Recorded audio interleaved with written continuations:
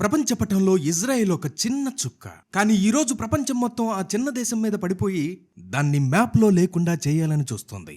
ఇప్పటి వరకు Hamas, Hezbollah, Iran లాంటి వాళ్ళు ఇజ్రాయెల్తో యుద్ధం చేయడం మనం చూసాం. కానీ ఇప్పుడు మిడిల్ ఈస్ట్లో సీన్ మొత్తం మారిపోయింది.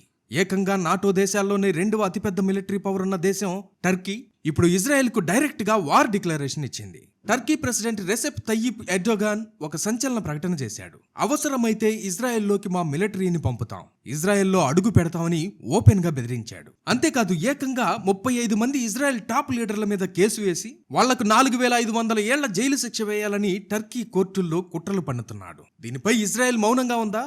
అస్సలు లేదు. ఇజ్రాయెల్ మంత్రులు టర్కీ ప్రెసిడెంట్ కు ఇచ్చిన కౌంటర్లు వింటే ప్రపంచం షాక్ అవ్వాల్సిందే.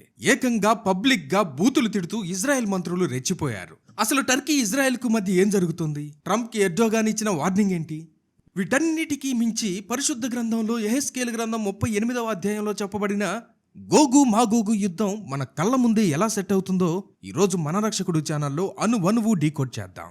మొదటిగా టర్కీ ప్రెసిడెంట్ ఎర్డోగాన్ ఏమన్నాడో జాగ్రత్తగా వినండి. ఇజ్రాయెల్ సైన్యం లెబనాన్, హెజ్బుల్లా మీద చేస్తున్న దాడులు చూసి తట్టుకోలేకపోయిన ఎర్డోగాన్ ఒక మీటింగ్ లో మాట్లాడుతూ తన ఇస్లామిక్ అహంకారాన్ని మొత్తం బయటపెట్టాడు. ఇజ్రాయెల్ ప్రధాని నెతన్యాహును ఉద్దేశించి అతను రక్తం మరియు ద్వేషంతో కళ్ళు మూసుకుపోయి ఉన్నాడు అని విమర్శించాడు.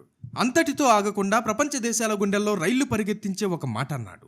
ఒకవేళ అమెరికా అండ్ ఇరాన్ మధ్య జరిగిన యుద్ధంలో పాకిస్తాన్ గనక మధ్యవర్తిత్వం చేయకపోయి ఉంటే ఈ పాటికి ఇజ్రాయెల్కు దాని స్థానం ఏంటో మేము చూపించేవాళ్ళం.